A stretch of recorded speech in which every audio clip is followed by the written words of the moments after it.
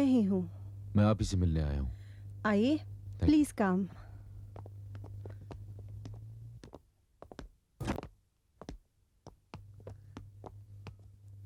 बैठिए। Thank you.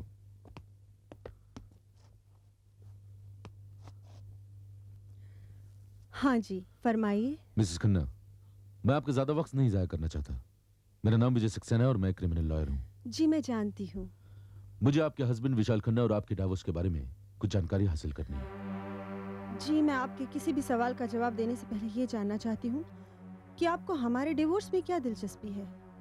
Actually हमें आपके डाइवोर्स में कोई दिलचस्पी नहीं है। तो क्या विशाल ने कोई जुर्म किया है? इसके बारे में अभी कुछ नहीं कह सकता।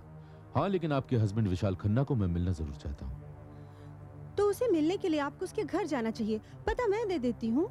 यहाँ आने से पहले हम उनके घर गए थे, लेकिन तकरीबन 1.5 महीने से वो लापता है। तो हो सकता है वो दिल्ली गया हो, क्योंकि वहाँ भी उसका एक ब्रांच ऑफिस है।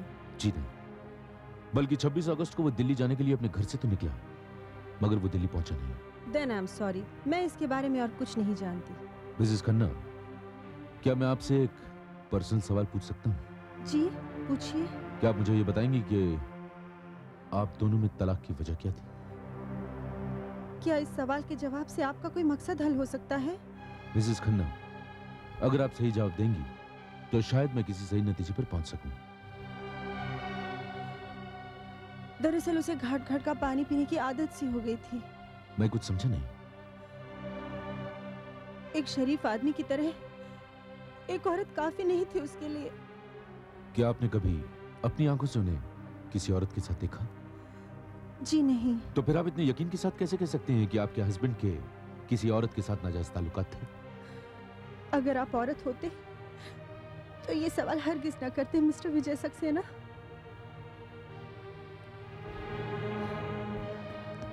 किसी भी औरत के लिए ये जानना मुश्किल नहीं होता कि उसके पति के कदम बहकने लगे हैं। जब विशाल के कदम बहकने लगे, पहले तो मैंने उसे बर्दाश्त करने की बहुत कोशिश की। फिर मैंने उसे समझाना चाहा, वो फिर भी नहीं माना। तो घर में बात बात पर झगड़े होने लगे। मैं एक अच्छे परिवार की पढ़ी लिखी लड़की हूँ। जब सब कुछ मेरी बर्दाश्त के बाहर हो गया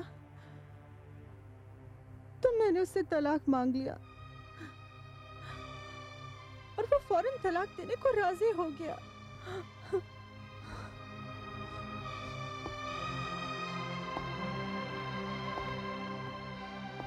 मिसेस खन्ना, ये पियानो, ये म्यूजिक सिस्टम और ये तमाम म्यूजिकल इंस्ट्रूमेंट्स एक बात की तरफ इशारा कर रहे हैं कि आपको म्यूजिक का बेहद शौक है। जी नहीं, मुझे म्यूजिक का कोई शौक नहीं है। तो फिर ये इंस्ट्रूमेंट्स? ये सब चीजें भी विशाल के शौक का सामान है। जब तलाक के बाद वो घर छोड़कर जाने लगा तो मैंने उससे कहा भी था कि वो अपनी तमाम चीजें अपने साथ ले जाए। मगर वो अभी तक नहीं ले गया। अब सोच रही हूँ कि किसी दिन गाड़ी मंगाकर ये सारा सामान उसके घर पहुंचा दूं। देखिए मिसेस खन्ना, आपका दिल दुखाना मेरा मकसद नहीं है, लेकिन एक आखिरी सवाल। अब चूंकि मिस्टर विशाल खन्ना ना दिल्ली में है और ना यहाँ है, क्या आप मुझे बता सकते हैं कि वो मुझे कहाँ मिल सकते हैं?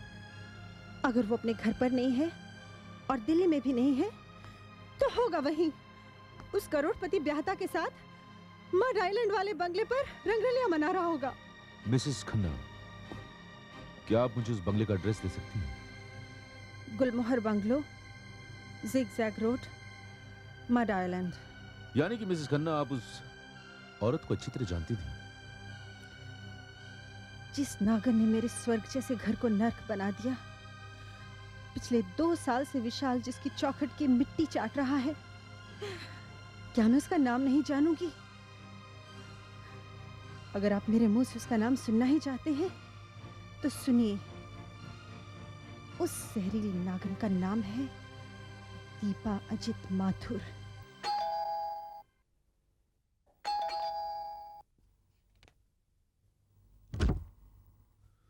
नमस्ते। तुम्हारे साहब हैं? क्या बात है, सबके सब साहब को पूछने के लिए चले आए थे? क्यों हमसे पहले भी तुम्हारे साहब के बारे में कोई पूछने आया था? जी हाँ, एक इंस्पेक्टर साहब आए थे। वो क्या नाम बता रहे थे? कौनो भला सा नाम बता रहे थे। शक्ति सिंह तो नहीं? जी हाँ, वही वही आए थे, शक्ति सिंह। साहब का दिल्ली वाला पता पूछ कर ले गए। शक्ति सिंह? सुनो, हाँ साहब। क्या तुम्हारे साहब ने जाते हुए ये कहा था कि वो दिल्ली जा रहे हैं? जी हुजूर। और क्या उन्होंने ये भी कहा था कि वो लौट कर कब आ रहे हैं? जी नहीं, मगर हवाई अड्डे से एक फैक्स भिजवाया रहा। फैक्स? फैक्स क्यों? फोन क्यों नहीं? जौन वक्त फैक्स आया रहा, हो सकता है थोड़ा देर के लिए फोन खराब हो गया हो। वो तो जब हम सो करके उठे तो देखा कि फैक्स पड़ा है। सुनो, हाँ जी। अगर तुम्हारे साहब आए या उनका कोई फोन आए जी। तो उनसे कहना कि विजय सक्सेना लॉयर आए थे। हाँ जी। और वो मुझसे जल्द से जल्द कांटेक्ट हाँ जी। करें। मैं तुम्हें अपना कार्ड दे देता हूँ, अच्छा। ठीक है? आइए।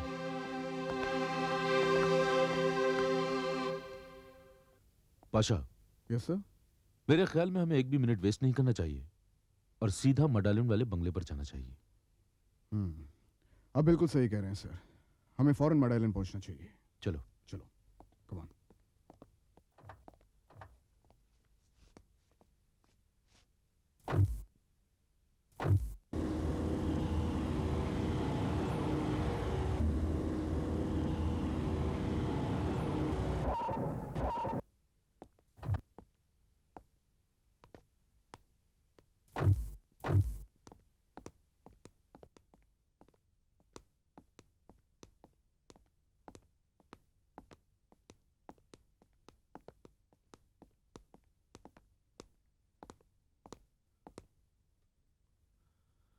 मिली, तुम्हारे पास हेयरपिन है? जी हाँ।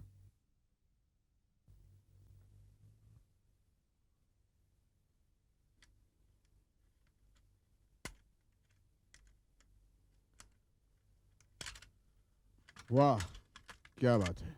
पाशा, हाँ? तुम यहीं खड़े रहो। हाँ। और अगर कोई आए तुम फौरन हमें वार्न कर देना, ओके? जी। चलो मिली। हम्म।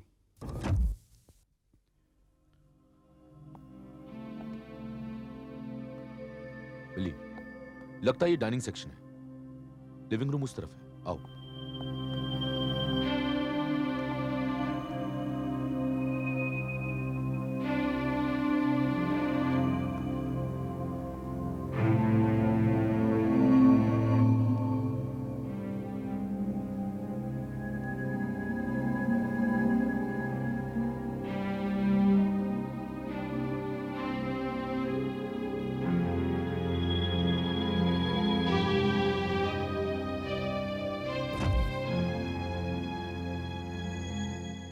सर, यहाँ तो ऐसा लगता है कि कई दिनों से कोई आया ही नहीं। I agree with you. इस फर्नीचर और इस मकान को देखकर वाकई लगता है कि यहाँ काफी दिनों से कोई आया ही नहीं।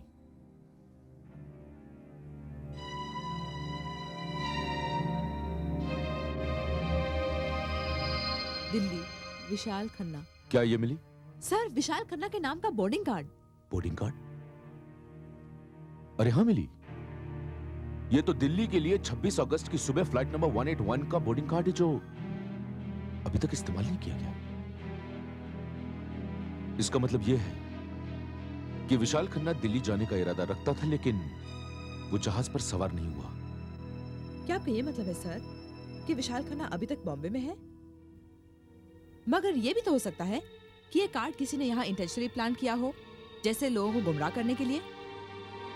क्या तुम ये कहना चाहती हो मिली कि ये मिस्टर विशाल खन्ना लोगों को ज़हन-नशीं करा देना चाहता है कि वो इस शहर में है, जबकि वो इस शहर में है ही नहीं?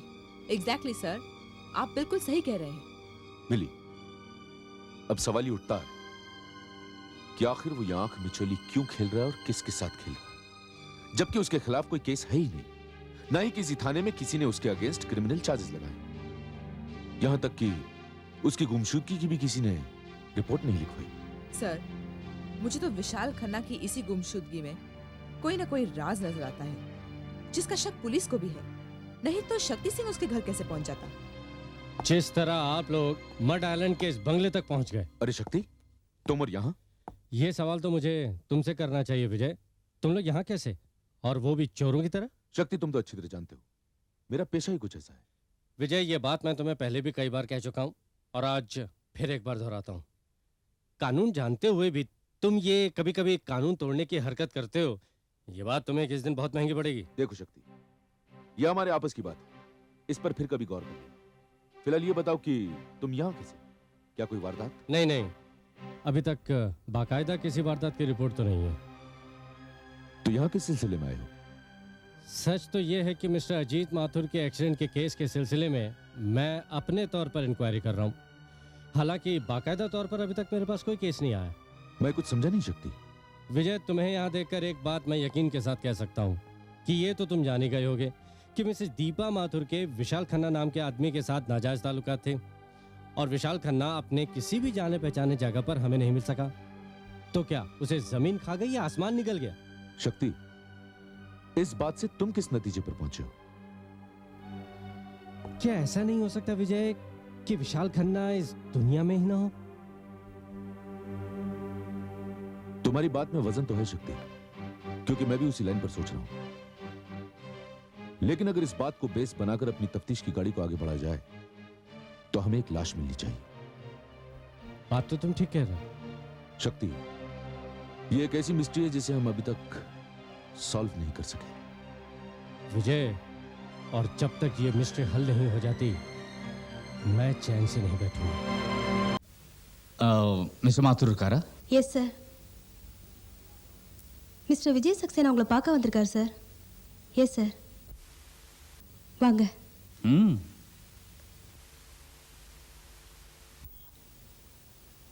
வாங்க சார். Thank you. வாங்க Mr Vijay Saxena. How are you? Fine. உட்காருங்க.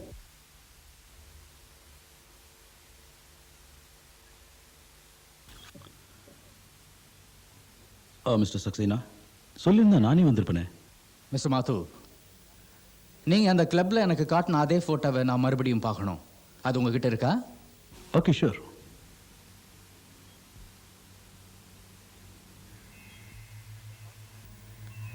மிஸ்டர் மாத்தூர், இந்த போட்டோவில் அந்த ஆளுடைய முகம் கம்ப்ளீட்டா தெரியவே இல்லை. எஸ். நான் ஒரு விஷயத்தை கேட்க விரும்புறேன். நீங்க நல்லா யோசனை பண்ணி பதில் சொல்லுங்க. நீங்க கனவுலகத்தில் சஞ்சரிக்கும் போது ஏதாவது முகம் உங்களுக்கு தென்படுதா? இந்த கேள்விக்கு நீங்க பதில் சொல்ல வேண்டியது ரொம்ப முக்கியம். Very important.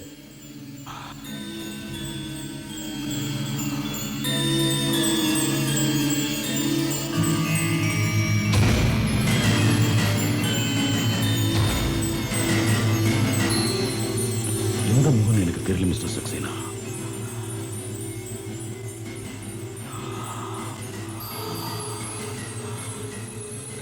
நான் என்ன நடந்ததுன்னு யோசனை பண்ணி பார்க்கும்போது ஏதோ ஒரு நடந்து முடிஞ்ச கதை மாதிரி தோணுது. ஒரு வீடு மெதுவா இடிக்கிற மாதிரி தோணுது. அங்க இருக்கிறவங்க ஒரு ரூம்ல இருந்து இன்னொரு ரூமுக்கு போறாங்க. அங்க போன ஒரே கும்பல், அப்புறம் ஒரே அடிதடி சண்டை, அடிச்சுக்கிற சத்தம் ரொம்ப பலமா எனக்கு கேக்குது. நான் பயந்து ஓட ஆரம்பிக்கிறேன். இதை தவிர எனக்கு வேற ஒண்ணும் தெரியல. வேற ஒண்ணுமே தெரியல. அஜித், வா தீபா, வா வா. தீபா, இவர் மிஸ்டர் விஜய் சக்சேனா, சிட்டிலேயே ஒரு famous criminal lawyer mister Vijay Saxena. Saxena, my wife Deepa. வணக்கம். வணக்கம். இவரை யாருக்கு தான் தெரியாது? இப்பெல்லாம் பத்திரிகைக்காரங்க பேசுறதே இவரை பத்தி தானே. எந்த பேப்பர் எடுத்தாலும் மேகசின் எடுத்தாலும் இவரை பத்தின மேட்ரோ போட்டோவோ இல்லாம இருக்காது. அப்படியெல்லாம் ஒண்ணும் இல்லை மிஸ்ஸஸ் தீபா.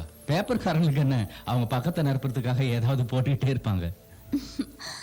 அஜித், நீங்க எனக்கு சொல்லவே இல்லையே இவர் எப்படி உங்களுக்கு ஃப்ரெண்ட் ஆனாருன்னு. அது வந்து அது அப்படி எங்களுக்கு உறவு எதுவுமே கிடையாது. நான் ஒரு புதுமையான கேஸை நடத்திட்டு இருக்கேன். இதுல என் கட்சிக்காரர் தன் நினைவை இழந்துட்டாரு. நான் இவரோட ஆக்சிடென்ட்டை பத்தி பேப்பர்ல படிச்சதுனால எனக்கே தோணுச்சு இவரை சந்திச்சா என் கேஸுக்கு உதவி கிடைக்கும்னு. அதுவும் தவிர இவரை பார்த்ததுக்கு அப்புறம் இவரை முன்னாடியே பார்த்திருக்கேன்னு தோணுது. இவ்வளவு தூரம் வந்திருக்கீங்க, காஃபி குடிச்சிட்டு போலாம். காஃபி குடிக்க இப்ப டைம் இல்லை. ஆனா ஒரு நாள் உங்க காஃபியை சாப்பிடுவேன். அந்த காஃபியை உங்க 2 பேரோடையும் தான் குடிப்பேன். ஏன் நின்றுட்டு இருக்கீங்க? உட்காருங்க. இல்ல, நான் கொஞ்சம் அவசரமா போகணும். பேங்க் வரைக்கும் போறேன். அஜித், இந்த செக்ல கொஞ்சம் சைன் பண்ணுங்க. ஷூர்.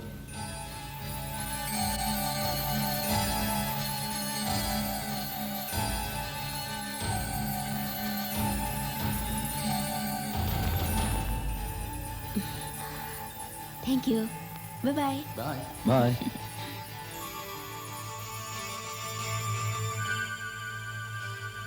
மிஸ்டர் மாத்தூர், எப்ப நீங்க செக்ல ஒழுங்கா சைன் போடுறீங்களோ அப்ப மத்த ஞாபகங்கள் உங்களுக்கு வந்தாகணுமே. கரெக்டான சிக்னேச்சர் இல்லைன்னா எந்த பேங்க் அதிகாரியும் செக்கை கேஷ் ஆக்க விட மாட்டாங்க. இது என்னுடைய புது கையெழுத்து தான். ஹாஸ்பிட்டல் இருந்து வீட்டுக்கு வந்தவொடனே டாக்டருங்கெல்லாம் என்னை சந்திச்சு சர்டிஃபிகேட் கொடுத்தது தான். ஏன்னா என்னோட ஆக்சிடென்ட்ல என் தலை மட்டும் அடிபடல, என்னோட ரைட் ஹேண்ட் கம்ப்ளீட்டா ஸ்மாஷ் ஆயிடுச்சு. சரி மாத்தூர், எனக்கு நேரம் ஆயிடுச்சு, நான் வரேன். See you again. See you, sir. Bye.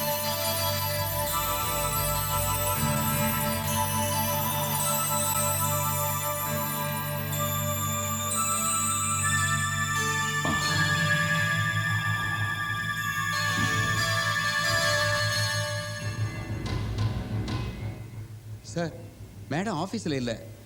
இப்போ தான் நியூஸ் வந்துச்சு. ஐஸ் ஃபேக்டரியில் ஏதோ ப்ராப்ளமா, உடனே பார்க்கணும். Ice factory. சரி, போலாம்.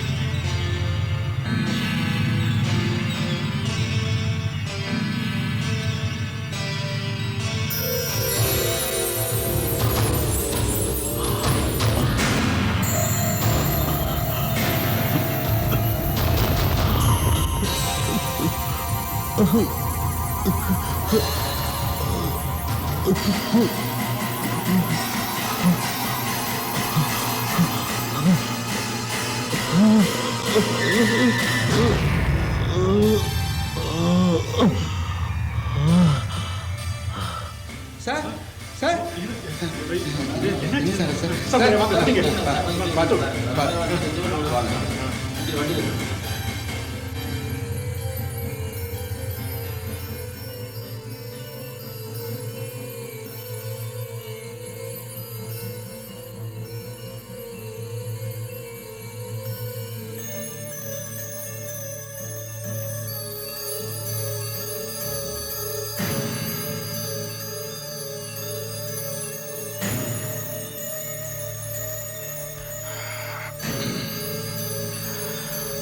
அவர் எப்படி இருக்காரு டாக்டர்? பயப்படுறதுக்கு ஒன்றும் இல்லை மிஸ்ஸஸ் மாத்தூர். ஒரு இன்ஜெக்ஷன் கொடுத்துருக்கேன். He will be all right. Mrs Mathur, இவர் அதிகம் எக்ஸைட் ஆக விடாதீங்க. இவருக்கு ரொம்ப ஓய்வு தேவை. Okay, bye. தேங்க்யூ. வேணாம், நீங்க இருங்க.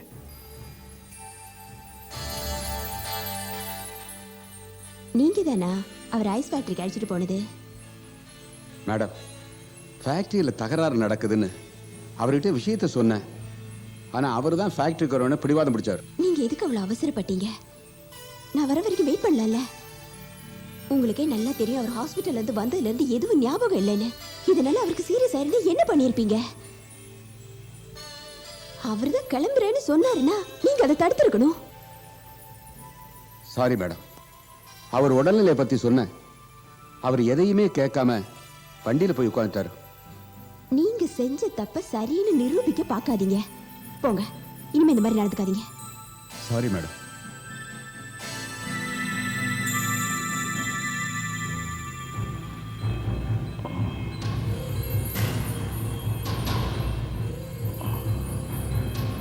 அஜித், இப்ப எப்படி இருக்கு? பரவாயில்ல. நான் தான் சொல்றேன்ல, இப்ப ஃபேக்டரிக்கு போக வேண்டிய அவசியம் என்ன உங்களுக்கு? இந்த மாதிரி சின்ன சின்ன பிரச்சனைகள்லாம் ஃபேக்டரியில நடக்கிறது ரொம்ப சகஜம். இதெல்லாம் நினைச்சு நீங்க ஏன் வருத்தப்பட்டுக்கிட்டு இருக்கீங்க? நான் எதுக்கு இருக்கேன்? இதெல்லாம் நான் பார்த்துக்க மாட்டேனா? என்ன யோசிக்கிறீங்க? டாக்டர் உங்களுக்கு எத்தனை தடவை சொல்லியிருக்காரு உங்களுக்கு ஓய்வு ரொம்ப அவசியம்னு? உங்களுக்கு தெரியாது உங்களோட உயிர், பாசம் எல்லாம் எனக்கு எவ்வளோ உயர்ந்ததுன்னு.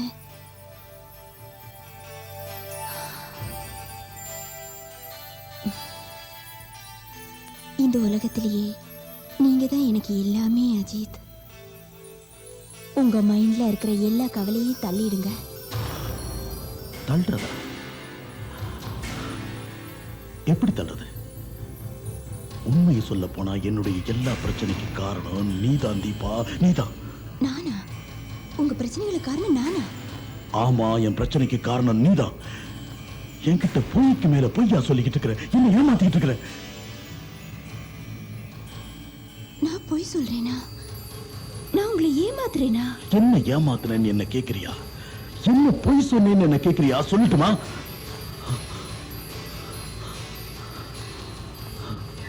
இது என்ன தீபா, இவ்வளவு நெருக்கமா ஒருத்தனோட அன்பை அணைச்சுக்கிட்டு இருக்கிறியே. இப்போ நீ என்ன ஏமாத்த முடியாது. இந்த போட்டோல இருக்கிறது நான் தானே. என்ன அந்த போட்டோல இருக்கிறது நான் இல்ல. அப்ப இது யாரு? ஓ, இதான் உங்க பிரச்சனையா? இதான் உங்களை வாட்டிட்டு இருந்ததா? உங்களுக்கு உடம்பு தான் சரியில்லைன்னு நினைச்சேன். உங்க நினைவு மட்டும் போகாம இருந்திருந்தா இந்த கேள்வி நீங்க கேட்டிருக்க மாட்டீங்க. என்ன முறையா சந்தேகப்படுறீங்க. நம்ம நிலைமை எப்படி ஆயிடுச்சு பாத்தீங்களா? நீ என்ன துன்புறுத்தாத தீபா, துன்புறுத்தாத. For God's sake, எதையாவது சொல்லி என் நினைவை அழிக்க முயற்சி பண்ணாத. தயவு செஞ்சு சொல்லு, இது யாரு?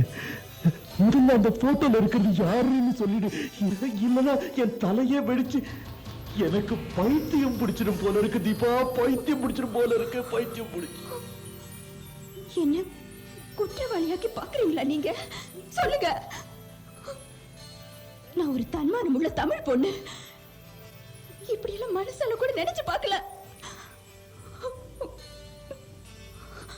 என்ன பொறுத்த வரைக்கும் இந்த கேள்வி கேட்டதுக்கு நீங்க மன்னிப்பு கேட்கணும். இல்லனா என்ன தப்பா நினைச்சதுக்கு நீங்க கஷ்டப்படுவீங்க. நான் கேட்ட கேள்விக்கு நீ இன்னும் பதில் சொல்லல தீபா, பதில் சொல்லல. உண்மையை தானே தெரிஞ்சுக்கணும். சொல்றேன். இவன் என்னோட கசின் தான். தூரத்து உறவுக்கார பையன். இவனுக்கு அவன் வைஃபோட டர்ம் சரியில்லை. இந்த பையன் என் ஃப்ரெண்டுன்னு சந்தேகப்படுறீங்க. அதுக்காக தானே டிடெக்டிவ் வச்சு என்ன வேவ பாக்குறீங்க. அந்த ஆள் இந்த போட்டோவை வச்சு என்ன எவ்வளவு தூரம் பயமுறுத்தி இருக்கா. ஏன் அஜித், இது அண்ணன் தங்க பாசமா இருக்காதா? அவன் சகோதரன், என் முன்னாடி கூட்டிட்டு வா. அவனை எப்படி கூட்டிட்டு வர முடியும்? அவன் தான் செத்து போயிட்டானே. அவன் செத்து போயிட்டான். அவனை கொன்னது நீங்கதான். நான் கொலைகாரனா? நீங்க கொலைகாரன் தான். அவன் அடிக்கடி நம்ம வீட்டுக்கு வந்து போயிட்டு இருந்தான். சின்ன வயசுல இருந்தே அவனுக்கு என் மேல பிரியம். அவன் என்ன பார்க்க வர்றது நீங்க சந்தேகத்தோட பாத்தீங்க. ஒரு நாள் அவனோட நான் பைக்ல போயிட்டு இருந்தேன். அதை பார்த்து சந்தேகப்பட்ட நீங்க எங்களை பின்தொடர்ந்து வந்தீங்க. அங்க வந்து நீங்க என்ன வேண்டாத வார்த்தைகள்லாம் சொல்லி கண்ணா பின்னான்னு வாய்க்கு வந்தபடியெல்லாம் திட்டினீங்க. கொஞ்சம் கூட யோசிக்காம பாக்கெட்ல இருந்து ரிவால்வர் எடுத்து உங்க கையாலே அவனை சுட்டுட்டீங்க.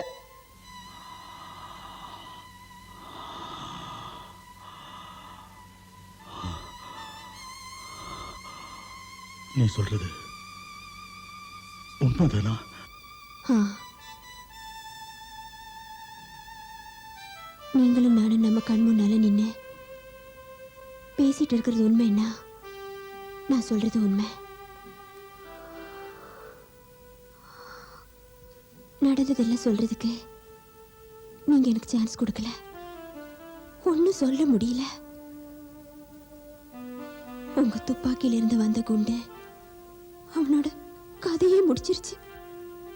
நல்ல வேளையா அப்ப பங்களாவில் வேலைக்காரங்க யாரும் இல்ல, அக்கம் பக்கத்துல யாரும் இல்ல. போலீஸுக்கு போன மாமூலான கேஸ் வழக்குன்னு போயிடும்.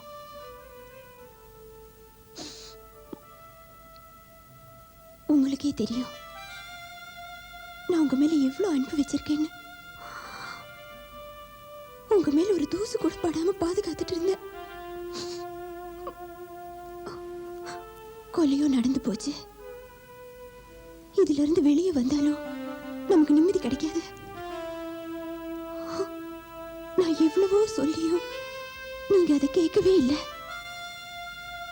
சடலத்தை பத்தி கவலைப்பட்டீங்க. நீங்களும் ஒரு பிளான் போட்டீங்க, கொஞ்ச நாளைக்கு எங்கேயாவது ஒரு ட்ரிப் போலான்னு.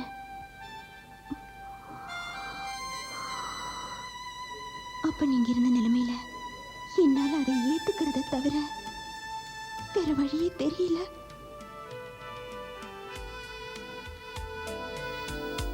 அந்த நேரத்தில் உங்களால வண்டி ஓட்ட முடியல. 2-3 தடவை ஸ்டியரிங்ல கூட தடுமாட்டம் ஏற்பட்டுடுச்சு. உங்க கையில ஒரு நடுக்கம் இருந்துட்டே இருந்தது. நான் சொல்றதை கேட்காம நீங்க வண்டி ஓட்டுனீங்க. என்ன காரணமோ தெரியல. உங்களுக்கு ஞாபகம் இருக்கா? அன்னைக்கு நல்ல மழை பெஞ்சிட்டு இருந்தது. ஒரு கட்டத்துல உங்களால வண்டி ஓட்ட முடியாம வண்டி ஸ்கிட் ஆகி நாம விழுந்துட்டோம். அந்த ஆக்சிடென்ட்ல உங்க உயிர் பொழைச்சது. ஆனா உங்க நினைவு மட்டும் போயிடுச்சு. Thank you very much, Mrs. Mathu. Thank you very, very much. 2-3 மாசமாவே இந்த ஆக்சிடென்ட்க்கு பின்னாடி இருக்கிற மிஸ்டரிய கண்டுபிடிக்க முடியாம தவிச்சுக்கிட்டு இருந்தோம். இதனால என்னுடைய டியூட்டி கூட என்னால சரிவர கவனிக்க முடியல. இன்னைக்கு உங்க வாயாலேயே அந்த ரகசியங்களை நீங்களாவே சொல்லிட்டீங்க. உண்மை என்னன்னா மிஸ்ஸஸ் மாத்தூர், இந்த ஆக்சிடென்ட்ல ஒரு குற்றவாளி மறைக்கப்பட்டிருக்கிறான். அந்த மாதிரி எண்ணம் உங்களுக்கு இல்ல. ஒருவேளை அந்த மாதிரி எண்ணம் உங்களுக்கு இருந்திருந்தா குற்றவாளியை தேடுறதோ அவனுக்கு மன்னிப்பு கொடுக்கறதோ கல்லுல நாறுடிக்கிற மாதிரி எங்களுக்கு கஷ்டமா இருந்திருக்கும். ஆனா நீங்க அந்த வேலையை எங்களுக்கு சுலபமாக்கி கொடுத்துட்டீங்க. Thank you mister Ajith Mathur. You are under arrest. இல்ல, நீங்க செஞ்ச கொலை குற்றத்துக்காக உங்களை கைது பண்றேன். இவங்க இதுவரைக்கும் பேசின ரகசியங்கள்லாம் இந்த டேப் ரெக்கார்ட்ல பதிவாயிருக்கு. இல்ல, இது வந்து உண்மை இல்ல. நீங்க ஐ அம் சாரி. வாங்க இல்ல, அவரு ப்ளீஸ் ப்ளீஸ் வாங்க.